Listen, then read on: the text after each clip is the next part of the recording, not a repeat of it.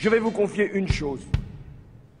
Dans cette bataille qui s'engage, je vais vous dire qui est mon adversaire, mon véritable adversaire. Il n'a pas de nom, pas de visage, pas de parti. Il ne présentera jamais sa candidature. Il ne sera donc pas élu. Et pourtant, il gouverne. Cet adversaire, c'est le monde de la finance. Paris, La Défense, 19 mars 2012. Parmi ces tours, le siège de la Corporate Investment Bank du Crédit Agricole. Et dans cet immeuble, les bureaux de Chevreux, le plus important broker indépendant en Europe, qui conseille 1200 fonds de pension, banques, investisseurs institutionnels. Avec des bureaux à travers le monde, à Boston, San Francisco, New York, Tokyo, Zurich, Madrid, Athènes. C'est d'ici qu'est parti ce papier. C'est une note brève en anglais de seulement 9 pages, qui n'était pas destinée au grand public, seulement aux opérateurs de marché. Mais quand on est tombé sur ce document, on a eu l'impression de découvrir le plan de bataille des financiers. Car eux préparent déjà la préélection. Et ils comptent bien en tirer une victoire, quel que soit le vainqueur, la fin du CDI. On a donc contacté l'auteur de ce texte, Nicolas Doisy, le chief économiste de Chevreux. Il a accepté de nous recevoir.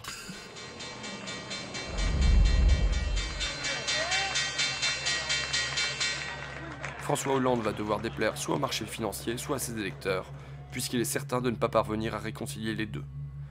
Déjà, on a des investisseurs anglo-saxons qui s'étonnent du faible détail qu'on puisse avoir, qu'on reçoit des candidats dans leur programme. En fait, les candidats n'ont pas de programme, pour le faire simple.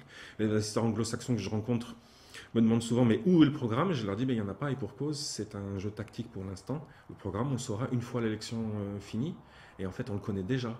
Il sera imposé par l'appartenance à la zone euro. C'est ça le point important. C'est que le conflit d'objectifs que va avoir François Hollande, c'est rester dans la zone euro versus satisfaire les demandes de son électorat naturel. Les deux ne sont plus compatibles maintenant, on le voit depuis la crise grecque. Il sait qu'il sera pris à terme à un moment entre la pression de ses électeurs et la pression des marchés.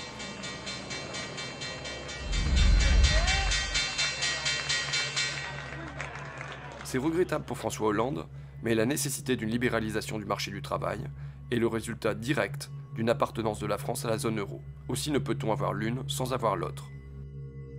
Vous vous dites non seulement François Hollande ne va pas tenir ses promesses électorales, mais en plus, c'est lui qui va devoir flexibiliser le marché du travail. C'est lui qui doit remettre en cause ce que vous appelez the famous CDI, le fameux CDI, contrat à durée indéterminée. Qui que soit le prochain président de la République française, c'est un travail qu'il va devoir faire, parce que tout simplement la pression des pairs dans la zone euro, la pression des pairs, c'est-à-dire de l'Italie, de l'Allemagne, de tous les autres pays.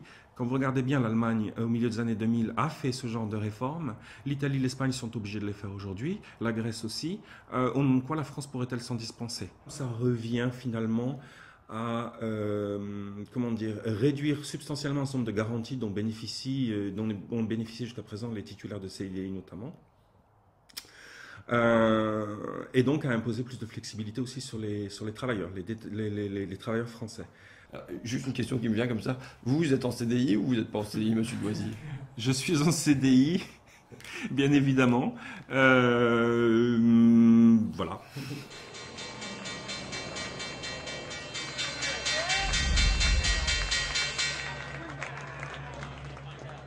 La demande de renégociation du traité serait alors utilisée pour tromper le public français en lui faisant accepter des réformes correctes, dont celle du marché du travail.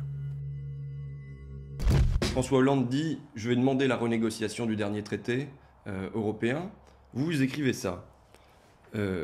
François Hollande il va avoir à naviguer à travers des forces dans la gauche, notamment à cause du référendum manqué de 2005. Et dans cette perspective, vous écrivez « Dans cette perspective, il serait politiquement intelligent que ses pairs de l'eurozone, donc ses partenaires allemands, belges, italiens, ainsi de suite, permettent à François Hollande de prétendre qu'il leur a arraché quelques concessions, même si c'est faux en réalité. La demande de renégociation du traité serait alors utilisée pour tromper le public français, pour rouler, j'ai lu to trick, rouler, tromper, pour tromper le public français, en lui faisant accepter des réformes convenables, dont celle du marché du travail. Alors, avant d'entrer dans le fond du sujet, je voudrais préciser un point. Les gens de marché s'expriment de façon très directe. Donc, le vocabulaire que j'ai pu choisir dans la citation que vous venez de lire paraîtra peut-être excessif à beaucoup de vos auditeurs.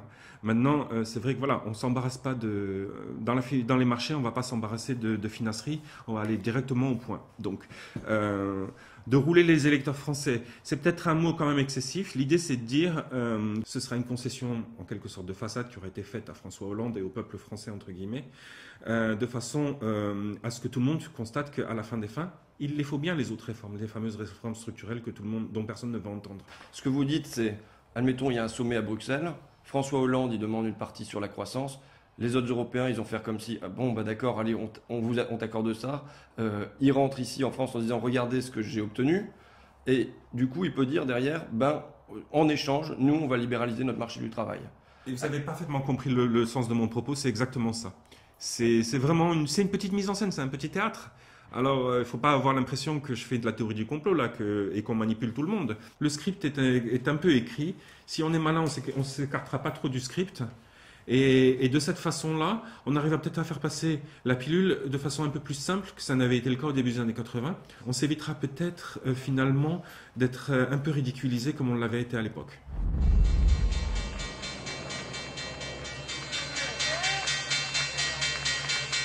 La pression des marchés devrait être une incitation suffisamment puissante pour que François Hollande évite de jouer à des jeux stupides.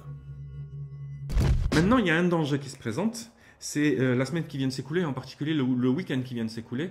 On voit que Mélenchon est vraiment en phase ascendante. On a bien entendu ce week-end François Hollande qui dit « Oui, croyez-moi, ça va être du sérieux ma renégociation du traité ». Et bien sûr, il est bien obligé parce que avant de gagner le deuxième tour, ceux qui ont connu 2002 savent qu'il faut gagner le premier. Et quand on voit la montée en puissance de Mélenchon, ce qu'on se dit tout simplement, c'est qu'à partir de maintenant, il va bien falloir que Hollande commence à donner quelques gages à sa gauche. Et c'est là que ça va devenir un peu plus compliqué pour lui. Parce que les marchés vont commencer à comprendre, vont commencer à le sentir. C'est ça que je veux dire, c'est que le marché ne laissera pas passer de toute façon.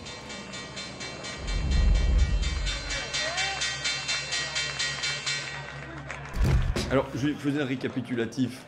Je disais, cas numéro 1, François Hollande est conciliant et il revient de lui-même sur ses maigres promesses de campagne.